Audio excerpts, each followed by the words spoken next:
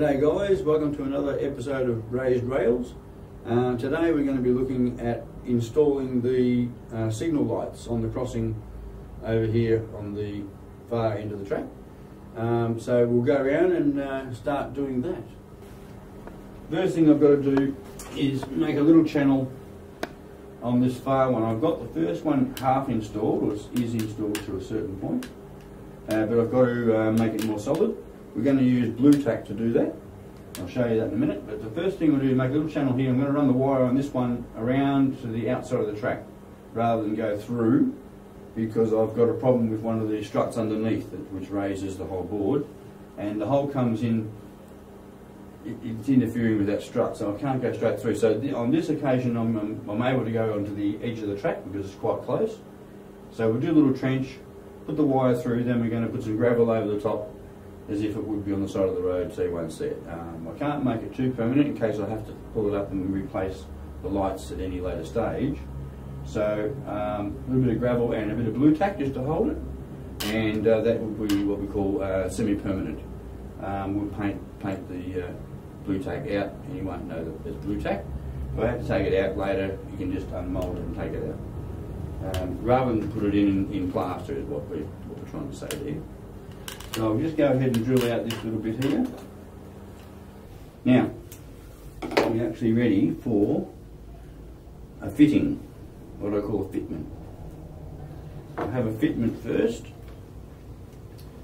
So I've got all this wire here, and I mentioned last time we're using this light genie, which will just be put underneath here now. It's got to have a little bit of access because it's remote control, so we've got to work out where to put that so that the infrared can receive it. Actually, I think it's 2.4. No, it's infrared. Couldn't be 2.4 because it doesn't work when there's something in front of it. So, and it's got a little thing in there. That means it's infrared. You can see the bubble in the end. Diode, in fact. Now, so here, what I've got to do is break this apart, which gives me an opportunity to tell you how we've done the wiring. And we've used servo plugs from your radio control stuff. And the reason why we use servo plugs is for plug and play and ease of maintenance, obviously. And if you need to put the wires through somewhere, you can do that and then join them back up, even at a later date when I'm tidying up. But for today, we're going to just have the wire roughly underneath. Our main objective today is to install the actual lights. So in this case, I'm going to just install the light, then I'll plug it back in a minute. So I've got less wire to muck around with. And I'll have to fold this up a little bit in here. Hopefully, I might even have to bend that. We'll see how it goes.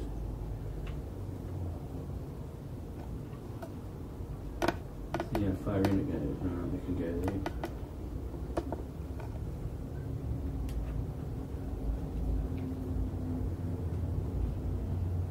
Oh yeah, it's going to go in nicely. I'll stand up now because it's hard to see.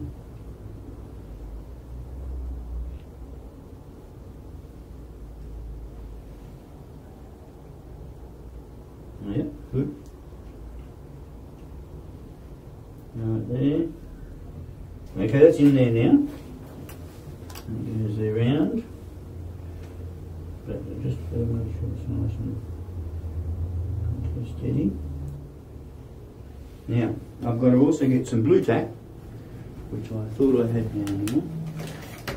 Can I get that right? Yep. Luckily, it's just in the box there. Now, a bit of blue tack I'm going to use to secure the signals in place. Peel off a little bit like that.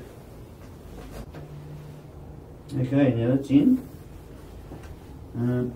I think at this stage we might hook them up just to make sure that everything's working. I think we might be in for a test.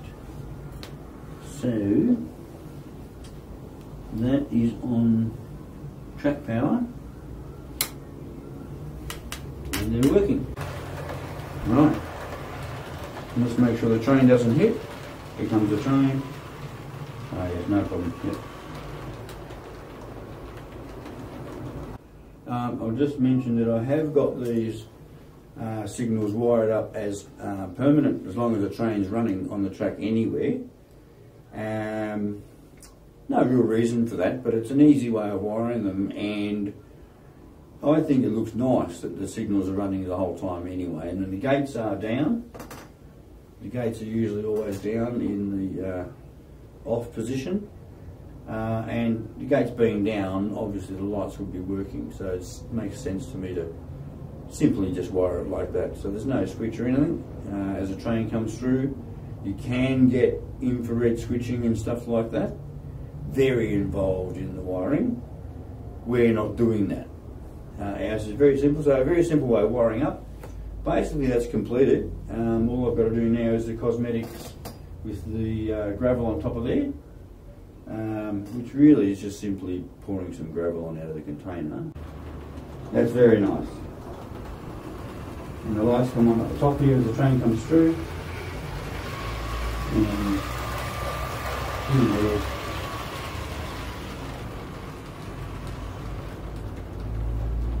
Okay guys, that just about wraps it up for today. And as you can see, quite a simple thing today, but a little bit involved. We had to just do that, neaten up the wires, and that's all for today. So we'll enjoy some train running here, and we'll see you next time. Guru.